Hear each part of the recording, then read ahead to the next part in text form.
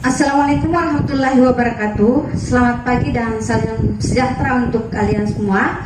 Anak-anakku sekalian, hari ini kita masuk pada pertemuan kedua tentang metode penelitian. Kita akan bahas tentang unsur-unsur proposal penelitian. Ini sangat penting agar anak-anakku sekalian mengetahui dulu apa sih sebenarnya unsur-unsur proposal yang akan disusun ketika Anda memulai menggarap tugas akhir kalian sebagai bagian dari syarat untuk menyelesaikan sarjana kesehatan masyarakat di Fakultas Kesehatan Masyarakat. Baik, anak-anakku sekalian, unsur-unsur proposal penelitian itu terdiri dari judul. Nah, penting ada judul. Nah, judul ini harus menarik, singkat, dan jelas arahnya. Jangan buat judul ya kau yang mulai, kau yang mengakhiri. Nah, itu unsur atau judul-judul novel. Nah, judul yang dimasukkan di sini adalah judul karya tulis ilmiah, yang ilmiah ya. Kemudian kita masuk pada bab 1. Bab 1 pendahuluan sama dengan pertemuan pertama kemarin yang saya jelaskan tentang latar belakang, perumusan masalah, tujuan penelitian, dan manfaat penelitian. Kemudian bab 2 tinjauan pustaka. Tadi kemarin saya sudah jelaskan tentang bagaimana membuat tinjauan pustaka. Tentu disitasi lebih bagus dari jurnal-jurnal internasional. Ya. Dan yang ketiga adalah bab 3 tentang metode penelitian. Terdiri dari lokasi penelitian. Biasanya dimulai dulu dengan desain. Desain penelitian kesehatan itu adalah case control dan cross sectional. Yang kedua adalah lokasi, ketiga adalah populasi, kemudian sampel, teknik pengumpulan data, teknik analisa data, dan terakhir adalah daftar pustaka, kemudian lampiran kuesioner yang akan dilakukan di lapangan. Dan yang kalau kita sudah selesai masuk bab 4 hasil dan pembahasan, kemudian profil lokasi penelitian, hasil dan pembahasan, apalagi namanya bab 5 penutup kesimpulan dan saran serta lampiran-lampiran penelitian. Baik, kita mulai dengan judul, latar belakang, dan rumusan masalah.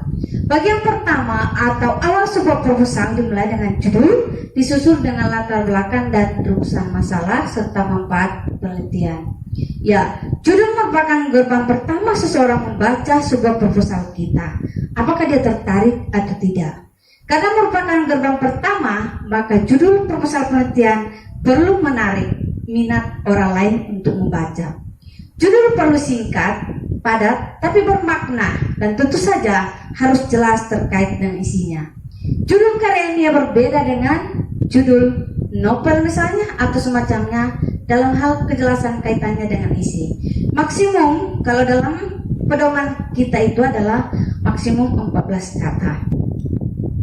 Nah, judul yang baik selain itu adalah terdiri dari variabel independen dan variabel dependen. Variabel independen itu ada variabel bebas dan dependen itu adalah variabel terikat.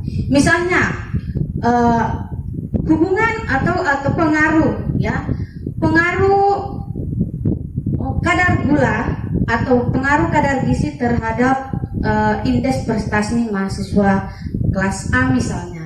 Berarti yang menjadi variabel independen atau variabel bebas adalah kadar gizi. Kemudian yang menjadi variabel dependen itu adalah prestasi mahasiswa. Jadi judul yang baik itu mengandung dua unsur itu. Kemudian latar belakang berisi apa? Apakah kita memilih permasalahan ini, apa alasannya? Dan yang kedua, apakah ada opini peneliti yang menunjang diperlukannya penelitian ini? Jadi, mengapa kita tertarik meneliti itu loh? Jadi dimulai latar belakang itu dimulai dengan data-data yang misalnya kita meneliti tentang stunting. Nah, di daerah ini misalnya terjadi banyak stunting, kejadian stunting. Nah, data-data itu perlu dimasukkan di latar belakang sehingga ini dasarnya memilih permasalahan stunting untuk kita selesaikan. Kemudian, apakah ada penelitian menunjang diperlukannya penelitian ini? Ya, tentu kita masuk bahwa dengan saya meneliti akan saya temukan faktor-faktor yang menyebabkan terjadinya stunting sehingga bisa menjadi masukan pada pemerintah setempat atau petugas kesehatan lainnya yang ada di wilayah tersebut. Kemudian rumusan masalah. Nah, rumusan permasalahan perlu dituliskan secara singkat, jelas, mudah dipahami dan mudah dipertahankan. Nah, jadi jangan membuat masalah yang tidak tahu, Anda sendiri tidak tahu menjawabnya. Jadi rumusan masalah itu adalah rentetan dari latar belakang yang telah ditulis tadi. Nah, tuliskan rumusan permasalahan sebagai kalimat terakhir dari bagian ini agar mudah dibaca.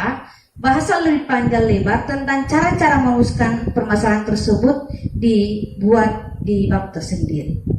Nah, manfaat yang diharapkan dalam bagian ini perlu ditunjukkan manfaat. Ya, jadi kalau kita meneliti tentu harus ada kegunaannya. Jadi kalau tidak ada kegunaan kita meneliti, ya bisa-bisa akan ditanya oleh kita semua, kenapa Anda meneliti? Apa manfaatnya sih? Ya, biasanya untuk kesehatan, untuk pembangunan kesehatan, untuk masukan pada misalnya Anda meneliti tentang lansia, yang mungkin quality of life-nya lansia, itu bisa menjadi masukan pada mereka.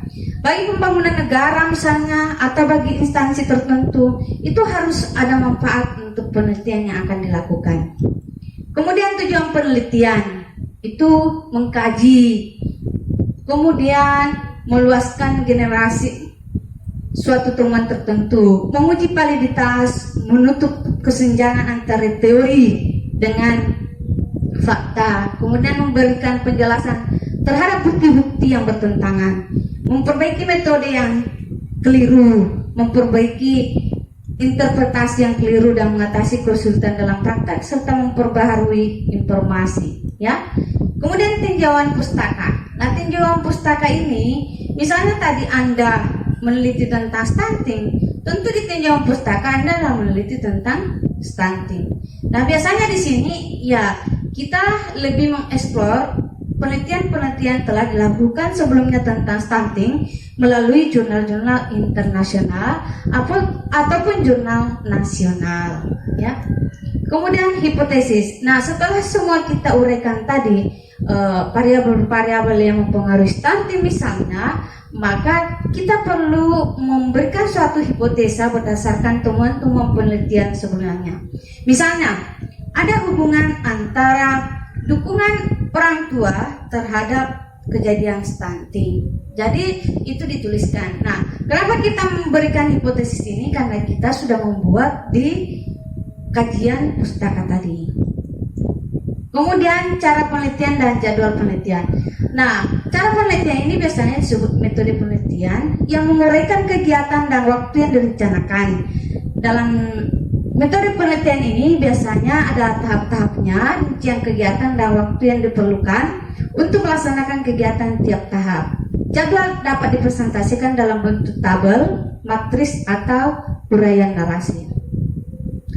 Kemudian daftar pustaka itu memuat informasi pustaka yang diacu. Jadi semua pustaka yang diacu di dalam kajian pustaka itu menjadi otomatis menjadi daftar pustaka. Nah, kalau kita pakai aplikasi Mendeley, EndNote maupun program aplikasi lainnya, maka itu otomatis akan terurai di dalam daftar pustaka tanpa manual. Makanya yang sekarang ini kami wajibkan untuk seluruh mahasiswa Fakultas Kesehatan Masyarakat yang tugas akhirnya itu apapun yang ditulis, karya tulis ilmiahnya itu harus memakai aplikasi Mendeley atau aplikasi lain daftar pustaka lainnya. Dalam daftar pustaka biasanya buku atau jurnal internasional atau jurnal itu tidak dipisahkan dalam daftar sendiri-sendiri, itu digabung berdasarkan misalnya kalau misalnya dia abjad atau dia berdasarkan nomor yang tertentu ya. Nah, di aplikasi Mendeley misalnya atau EndNote itu sudah terpilih dia pakai aplikasi apa atau metode apa yang kita inginkan, misalnya pakai apa atau pakai Vancouver dan sebagainya. Untuk penulisan daftar pustaka terdapat banyak corak. Ikutilah petunjuk yang berlaku di Fakultas Kesehatan Masyarakat. Nah, ini isi proposal ya. Tentu bab 1 pendahuluan, tinjauan pustaka ya, metode penelitiannya. Nah, jadi ini sebenarnya hanya 3 bab.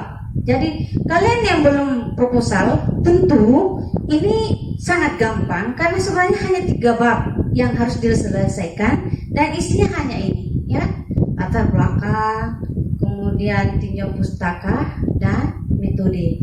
Pendahuluan itu terdiri dari rumusan masalah, kemudian tujuan, kemudian manfaat. Kalau tinjauan pustaka itu berisi teori dan jurnal-jurnal hasil penelitian. Kemudian landasan teori ya tentu sesuai dengan yang akan Anda teliti. Misalnya landasan teorinya tentang stunting apa.